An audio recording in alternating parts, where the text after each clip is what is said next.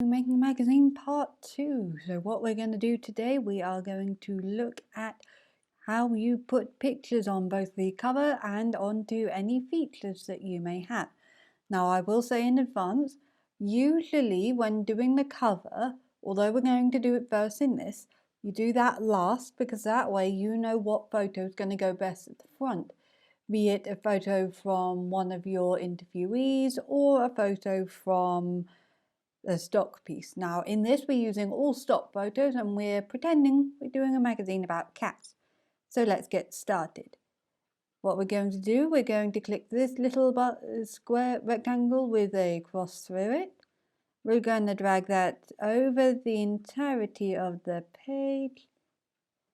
And there we have our picture box. Now, we will then, you can do two things. You can either go here, click place, and then a box will come up and it will give you an option. So we will go down to where our making a magazine folder is, and we will pick a lovely cat photo for the post for the start. Let's go for this.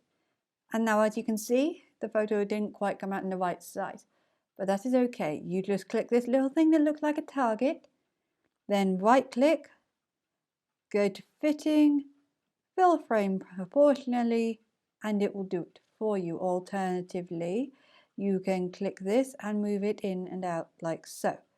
But it's easier to go like this so you can be more accurate. Now with the photos, for all of your photos, whether they are either on features or on the main piece, you need to have them as high a level of effective PPI, that's just down here in the bottom right, as possible. Ideally 300 or above, because that just basically means the bigger the image is on screen, the more easily it will go blurry, the lower that number is. For this, we're just doing a test, so that will be fine. Now, if at any point you want to see what your magazine is going to look like without all these guidelines, you just head to View, Screen Mode, Preview, and it will show you.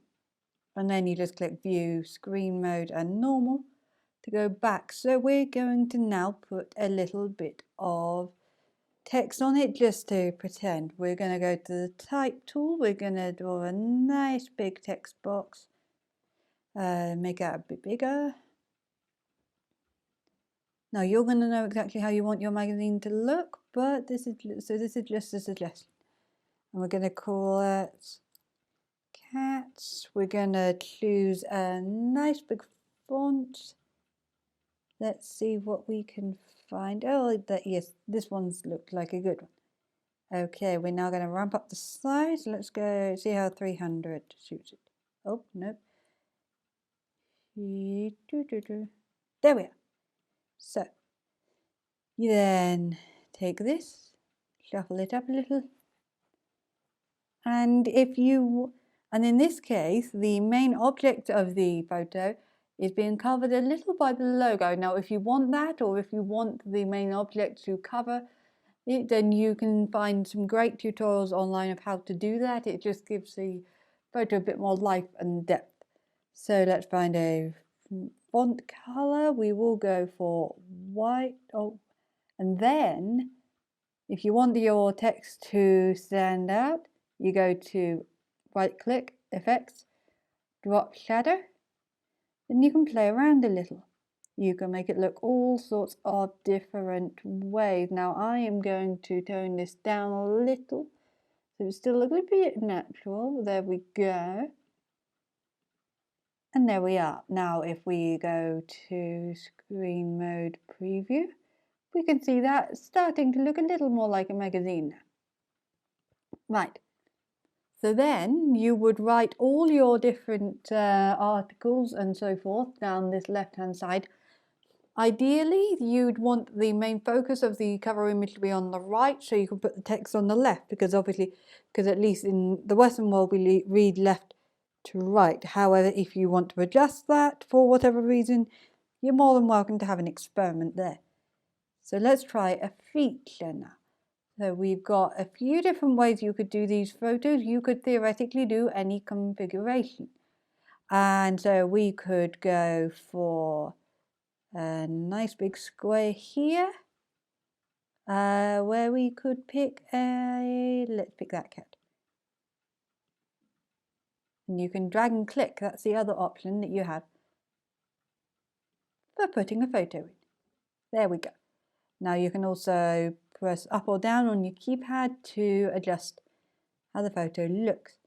Another way, if you're doing the intro to a feature, is to take this box that I showed you earlier, scroll down, click, and then find a bigger image, such as this one here, drop it, resize that, and then you will have, if you see on the preview, a nice little spread for the opening, and you could put a little title there. So we could go for, let's use the font we were using before,